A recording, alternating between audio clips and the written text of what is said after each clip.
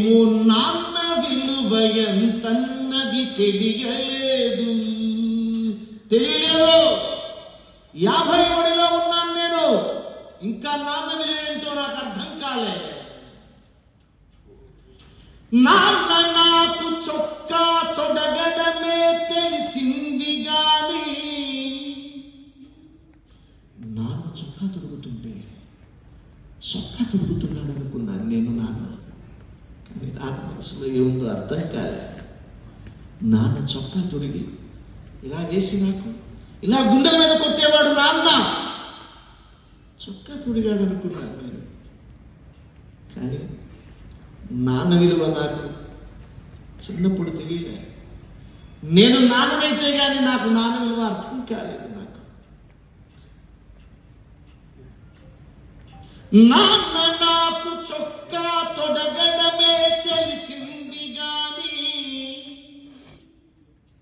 చొక్కా తొడిగాడు అనుకుంటాం. కానీ చొక్కా తొడుగుతూ నాన్న ఏమనుకున్నాడో తెలుసా మీకు? మీరు కూడా అదే మీ బిడ్డతో చేసింది. నాన్న నాకు చొక్కా తొడగడమే తెలిసింది గాని, కనిపించని కవచం ఒకటి కడుతున్నది తెలియలేదు. చెట్టుకేమో విత్తు కురుణమున్నది తెలియలేదు.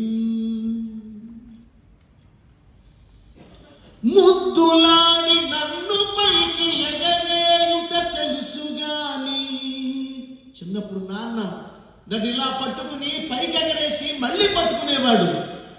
ఆడుకుంటున్నాడు అనుకున్నాను నేను. కానీ నాన్న మనసులో ఏముందో నాకు అర్థం కాలే. ముద్దులాడి నన్ను పైకి ఎగరేయుట తెలుసు గాని, ముద్దులాడి నన్ను పైకి ఎగరేయుట తెలుసు గాని, భయపడ్డాడు. చేతులు వదిలేస్తాడేమో నాన్న అనుకున్నాను నేను. కానీ పైకి ఎగరేసి మళ్ళీ మళ్ళీ పట్టుకునేవాడు నాన్న. ఆడుకుంటున్నాడు అనుకున్నాను నాన్న. కానీ నాన్న మనసులో ఏమిటో తెలుసా? ముద్దులాడి నన్ను పైకి ఎగరేయుట తెలుసు గాని, తనకన్నా ఎత్తున నిలబెడుతున్నది తెలియలేదు. చెట్టుకేమో విత్తు కురుణమున్నది తెలియలేదు. చేయి పట్టి నాన్న నన్ను నడిపించుట తెలుసు గాని, ఏదో నడక నేర్పిస్తున్నాడు అనుకుంటాం నాన్న. చూడండి, మీ పిల్లలు మీరు రోటరీ ఫంక్షన్కి తీసుకెళ్తుంటారు. ఏంటి నాన్న నువ్వు రోటరీ ఫంక్షన్ అస్తమానం తీసుకుపోతావు, ఎందుకు నాన్న అని అంటాడు. కానీ ఆ చేసే కార్యక్రమాల్లో వాడు కూడా కూర్చుంటాడు. చూసి చూసి చూసి వాడు కూడా గబగబా వచ్చి బ్యాచ్లు పెట్టేస్తుంటాడు. ఇక్కడికి వచ్చి సర్వీస్ చేసేస్తుంటారు మీ పిల్లలు. వాళ్ళు కూడా రోటరీ క్లబ్లో మెంబర్లు అయిపోతుంటారు. తర్వాత వాడు రోటరీ మెంబర్ అయిపోతాడు. తర్వాత క్లబ్ ప్రెసిడెంట్ అయిపోతాడు. ఎప్పుడో రోజు గవర్నర్ అయిపోతాడు వాడు కూడా. కానీ నాన్న ఎందుకు ఇలా తీసుకుని ఎంత చేస్తున్నాడు అర్థం కాదు. చేయి పట్టి నాన్న నన్ను నడిపించుట తెలుసు గాని, చేయి పట్టి నాన్న నన్ను నడిపించుట తెలుసు గాని, నా యాత్రకు శ్రీకారం చుడుతున్నది తెలియలేదు. చెట్టుకేమో విత్తు కురుణమున్నది తెలియలేదు. చిన్నప్పుడు మా నాన్న నన్ను ఒక కాలంలోకి తోసేసి నా పొట్ట కింద చేయి పెట్టి మా నాన్న నాకు ఈత నేర్పేవాడు. ఈత నేర్పుతున్నాడు అనుకున్నాను నేను. కానీ ఈత నేర్పలేదు. నాకు ఏం నేర్పాడా అన్నది ఆఫ్ఘనిస్తాన్ పాకిస్తాన్ అయితే తెలిసింది నాకు.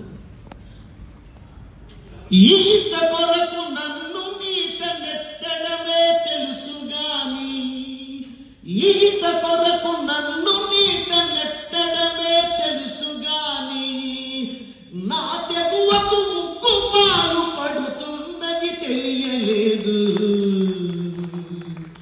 చెట్టుకేమో విత్తు కురుణమున్నది తెలియలేదు.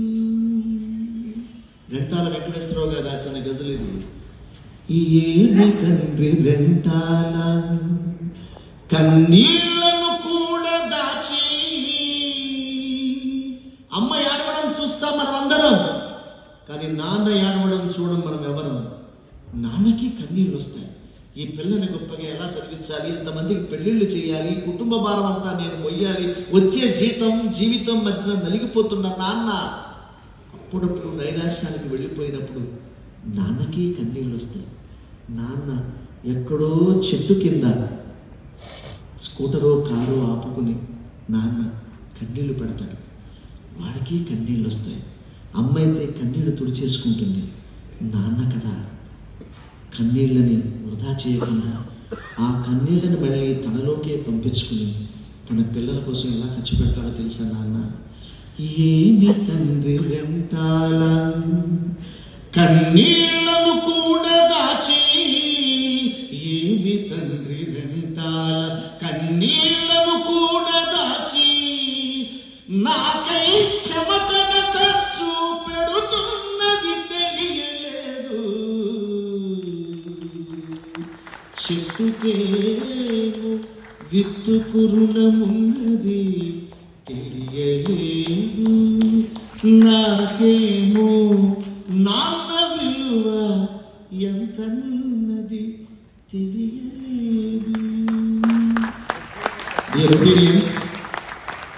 మీ స్టోరీ, మీరు చేసే ఈ సేవా కార్యక్రమాలు, మీరు ఎంత కష్టపడి పైకొచ్చారో, ఈ స్టోరీ మీ పిల్లలకి మీరు చెప్పకపోతే, మీ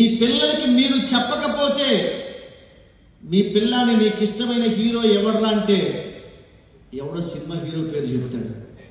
కానీ మీ కథ మీరు చెప్పడం